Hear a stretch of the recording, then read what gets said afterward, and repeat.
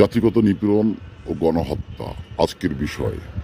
জাতিগত নিপীড়ন ও গণহত্যা একটি গুরুত্বপূর্ণ সামাজিক মানবাধিকার বিষয়, যা ইতিহাসে বহুবার বিভিন্ন জনগোষ্ঠীর উপর সংঘটিত হয়েছে। নিচে সংক্ষিপ্ত বিষয়টি তুলে ধরা হলো। জাতিগত নিপীড়ন, গণহত্যা। জাতিগত নিপীড়ন হলো নির্দিষ্ট জাতি, গোষ্ঠী, সম্প্রদায়ের মানুষকে তাদের জাতিগত পরিচয়ের কারণেই পরিকল্পিতভাবে অবহেলা, বৈষম্য, নির্যাতন বা হত্যা করা। এটি একটি মানবাধিকার লঙ্ঘন।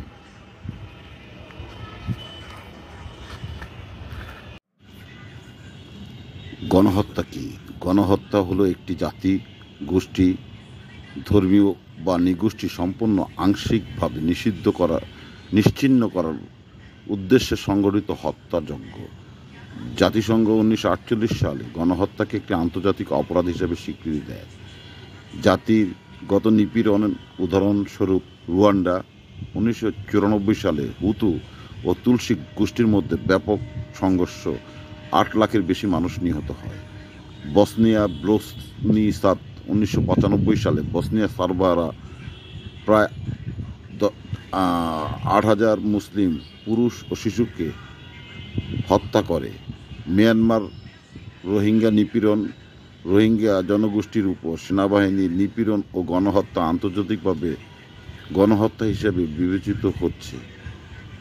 হলোকাস্ট। দ্বিতীয় বিশ্বযুদ্ধে নাৎসি বাহিনী প্রায় 60 লাখের ইহুদিকে পরিকল্পিতভাবে হত্যা করে।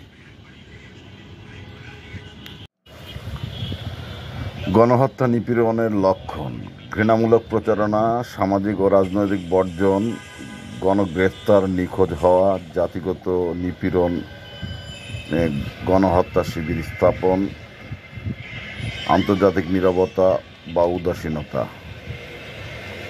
আন্তর্জাতিক আদালতের মাধ্যমে বিচার নিশ্চিত করা, মানবাধিকার সংস্থাগুলো কার্যকর পদক্ষেপ গ্রহণ করা, গণসচেতনতা বৃদ্ধি ও শিক্ষা, শরণার্থী ও নিপীড়িতদের জন্য সুরক্ষা নিশ্চিত করা, জাতির সম্প্রীতি ও সহনশীলতা গড়ে তোলা।